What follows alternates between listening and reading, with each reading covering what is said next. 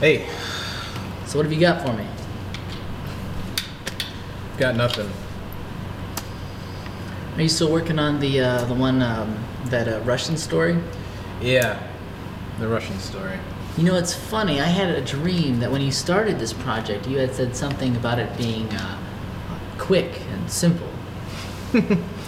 I have no idea what you're talking about, and I'm pretty sure that that was just a dream. Okay, but what's holding you up? Is it plot issues? No, it's not the plot. It's words. I'm always stuck on words. I'm trying to find the right one to convey the right emotion, and to Wait.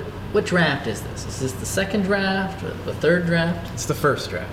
Okay, then why are you worried about words? Just get the story out. At this point, you're probably worried about unnecessary words for the story. Unnecessary? As in, okay, I like your language, but it's not exactly the robust and elegant prose that I write. No, of course not. But seriously, I think sometimes you distract yourself and the reader by using unnecessary details. So, like this cup. Let's say you and I were going to write a story about this cup. Okay. I'm the kind of writer who would describe the cup, because that's what the story is about. You, on the other hand, you would describe the cup and the table and the room that houses it with the same amount of detail. Okay, so... Well, it's not that either way is wrong. It's just that you have to make sure each detail is necessary for the story.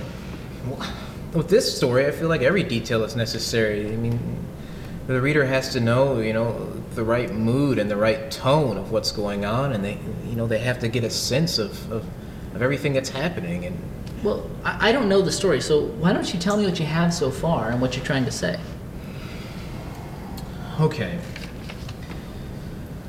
the story's about Radomir, a young Russian businessman who's made a fortune trading in the different European markets. But then he loses everything. Now, shortly after his financial collapse, his wife Anna, who's sort of suffering with the sudden shock of everything, takes her own life and just leaves Radomir by himself. Now, all of that is backstory, stuff that's slowly going to come out, throughout the narration. Okay.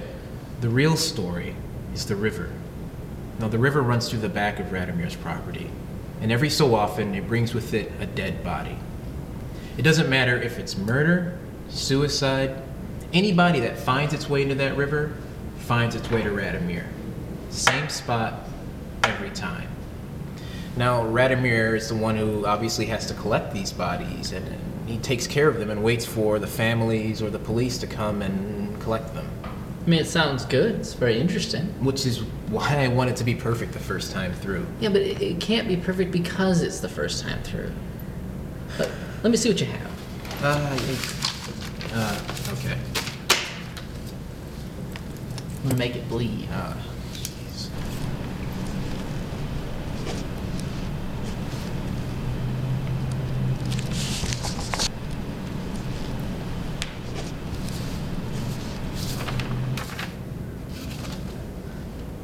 Insouciance? Insouciance. Yeah. You don't know what it means? It's like a casual indifference or like a careless. I know what it means. It's a word that should never be used.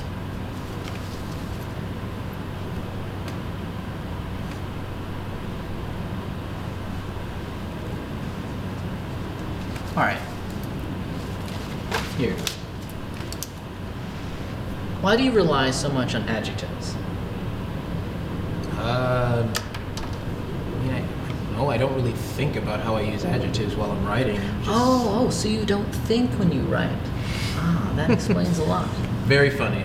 No, I mean, I think it's all just part of the method in my process of getting the reader to see the right picture. Yeah, but I think you need to trust your reader to imagine what you're trying to portray. And you need to trust yourself some and maybe use some concrete nouns instead of adjectives all the time. Yeah, I mean, it makes sense. All right, there's this other thing. Your voice. My voice. It doesn't sound like you sometimes. Listening to the river's familiar rhythms into the late morning, Radomir worked effortlessly while thoughts and fractured memories came and passed. Yeah. I mean, there's nothing wrong with it, but it doesn't. It sounds too writerly. I mean, I know you're the type of guy. Oh, I read John Milton. I listen to BBC. I watch European soccer. I think BET. I get it. The point is, I know you. I know how you sound, and you don't sound like that. Well, I mean, when I'm writing, I don't want to write how I sound. I've never been totally comfortable with how I sound, I guess. I mean, when I'm writing, I write how I want to be heard as a writer. That's fair. Either way, you have to finish the story. Yeah. I mean, what are you going to do when you get into grad school? You can't be this unproductive. I mean, all of us, we're going to run into walls. You have to find a way to smash through them. You have to finish the story. So, okay, here's something that bothers me. The wife. I mean, I like the river, I like the bodies, but the wife, why does she die the way she does? Well, I mean, okay, so maybe that is a little melodramatic. Okay, so let's say the wife lives.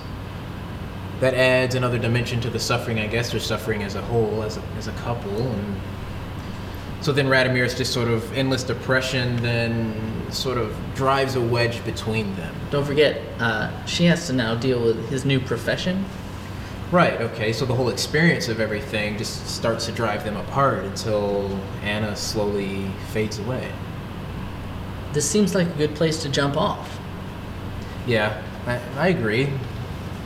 But then, if I do that, then I have to explain the whole relationship, and I have to sort of have a part where, they're developing the relationship's falling apart. I have to come up with a backstory for how they... You always use backstory as an excuse to stall the story. Look, just finish the story. You can add backstory later. And here's what it boils down to.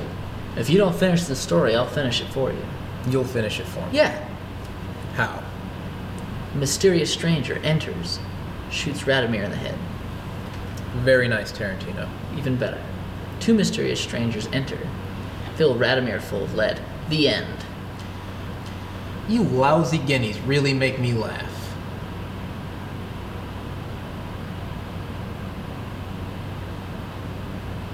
Either way, that's what'll happen. Point taken. So next time I see you, this had better be finished. Or else.